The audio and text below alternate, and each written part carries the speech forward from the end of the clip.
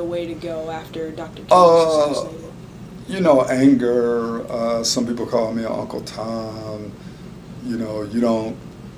You know, you're scared.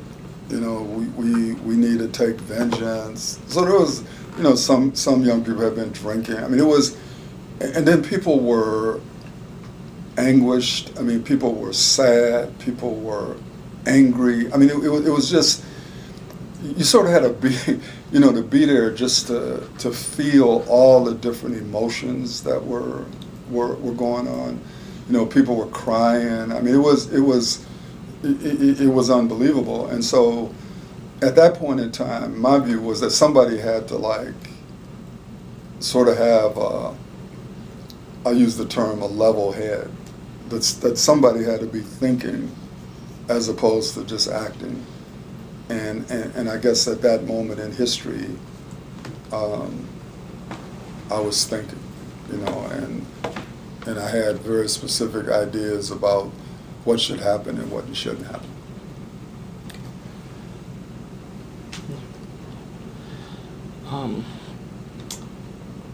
How did you come to understand that you had a role in keeping the peace in Durham?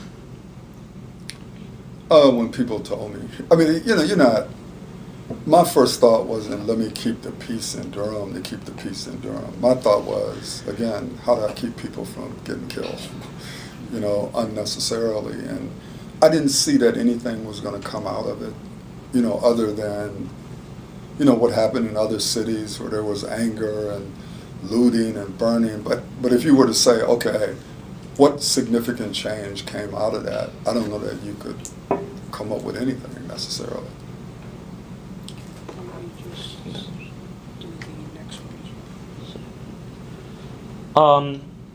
When Malcolm X University was created, how did it impact your work in Durham with Operation Breakthrough?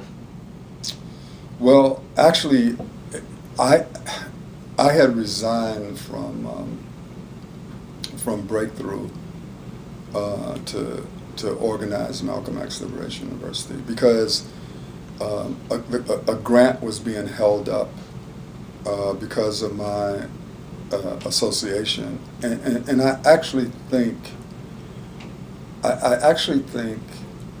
that I had left Operation Breakthrough. I got to sequence this because I think I'd already left Breakthrough, and I had taken a job with the North Carolina Fund, and the North Carolina Fund had evolved into an organization called the Foundation for Community Development. And out of the Foundation for Community Development, we had created it was an economic development project. And they were holding up the economic development project because of me. And so I resigned so that they could get that money. And then I resigned and began the work to create Malcolm X Liberation University. So there was really, I had already left Operation Breakthrough. I had gone to work for the North Carolina Fund, and then the Foundation for Community Development was created.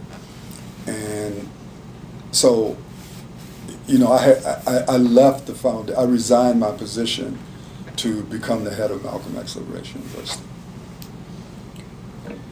How did Operation, I don't know if you were still part of Operation Breakthrough when this was going on, but how did Operation Breakthrough feel about you buying firearms?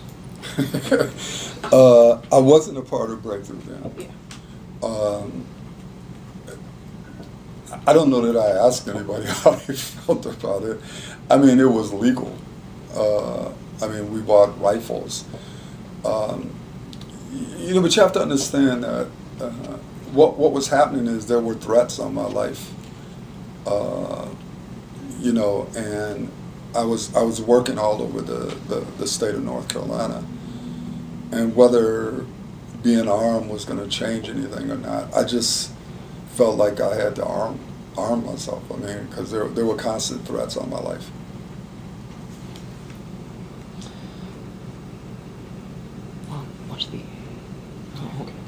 What were your beliefs as to whether or not African Americans should resort to violence while protesting?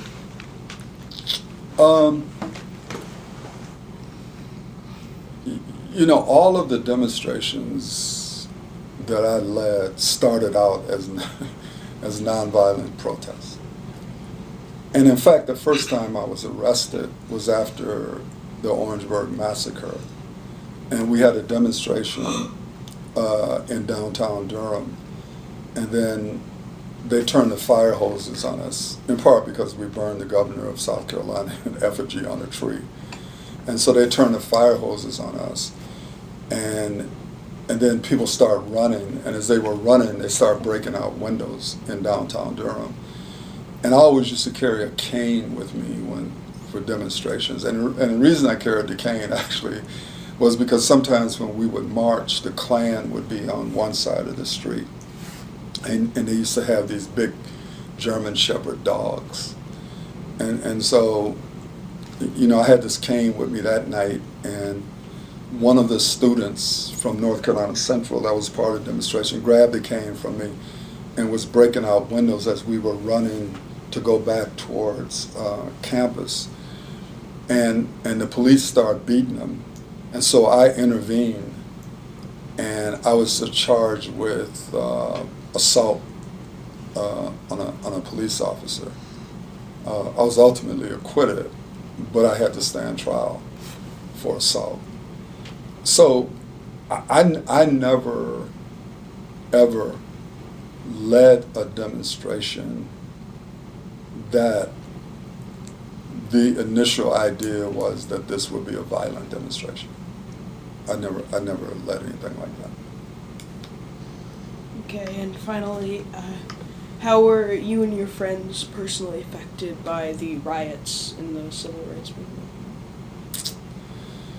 Well, you know, we weren't really affected that much because, with the exception of a couple incidents, we were never engaged, you know, in it.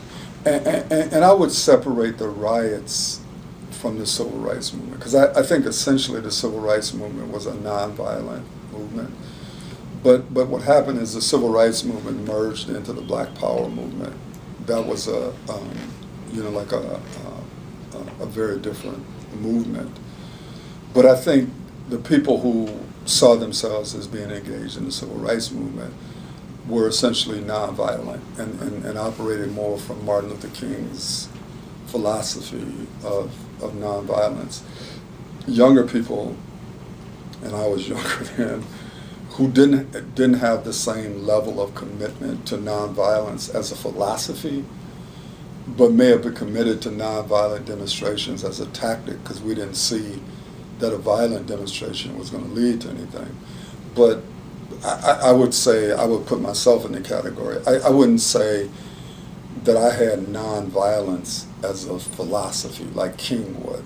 It was more nonviolence as a strategy and tactics, as opposed to as opposed to a fundamental belief.